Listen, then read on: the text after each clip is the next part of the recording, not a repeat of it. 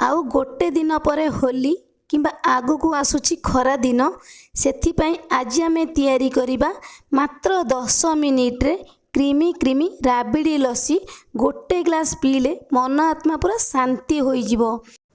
एमिति जदि राबिड़ी लस्सी घरे थरे बनैबे ना ताहले मार्केट रु लस्सी किनी पीबा पाई बिल्कुल भी इच्छा करिवेनी। तेणु करी भिडियोटी की फुल देखंतु। आशा करी आज रेसिपी आपण मानकु पसंद आसीबो। जदि पसंद आसीबो चैनल को लाइक शेयर और सब्सक्राइब करबा पई जम्मा भी भूलिबेनी। नमस्कार, मामा किचन ओडिया को आपण मानकु अनेक अनेक स्वागत। एई लस्सी पई प्रथमे आमे कड़ाई रे देई दबा अल्प किछि पानी। पानी आमे एथि पई देले क्षीर देला परे कड़ाई रे हमर बिल्कुल भी तळे लागिवनी क्षीर।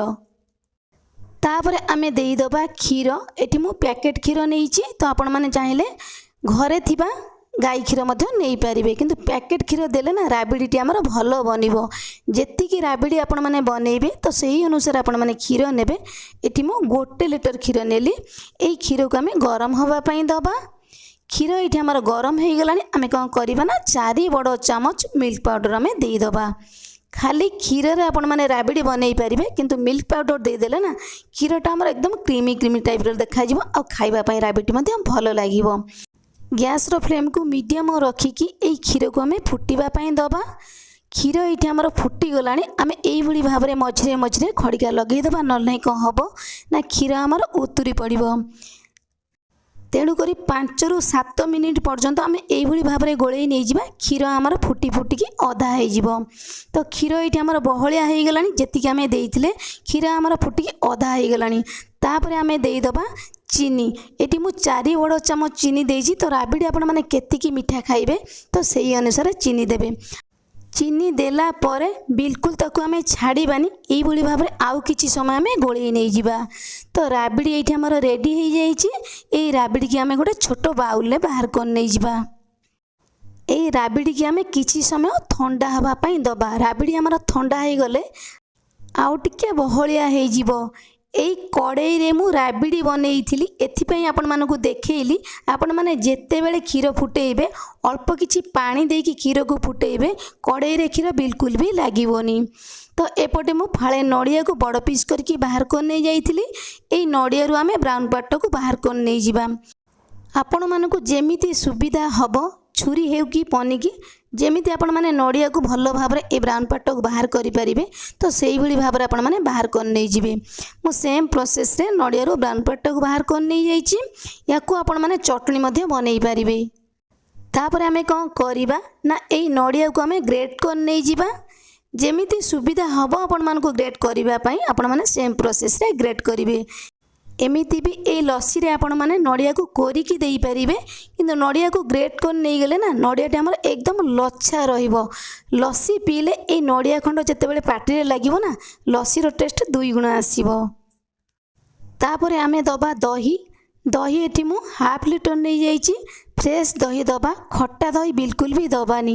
खट्टा दही देले ना लस्सीटी पीबा पई बिल्कुल भी भलो लागिवोनी। दही एठी ठंडा थिला, मु एठी आइस क्यूब देबिनी। जदि आपण मानको अधिक ठंडा पसंद आपण माने एथिरे आइस क्यूब मध्ये देई परिबे, जेतिकी ठंडा आपण माने पीबे। तापरे आमे देई दबा 4 बड़ चामच चीनी। जदि आपण मानको अधिक मीठा पसंद ए लस्सी रे आउ 2 चामच चीनी मध्ये देई परिबे। ए दही आउ चीनी के आमे ग्राइंडिंग करिकी नै आसीबा। से टाइम भितरे राबिडीटी हमर भलो भाबरे ठंडा हो जाइछि। जेतिकी पतला देखा जाउथला राबिडीटी हमर ए राबिडीटी ठंडा हला परे बिल्कुल मीठा दही भली लागुछि। एमिति जदि आपण माने राबिडी बनैबे ताहले गोटे मास पर्यंत रखी पारिबे। राबिडीटी हमर किछि भी खराब होबोनी। सहज तो खरा दिन आसुची, जेते बेले आपण माने लस्सी बनैबे एई राबिडी रु 2 चामच पके देबे। लस्सीटी पीबा पई अधिक स्वादिष्ट लागिबो।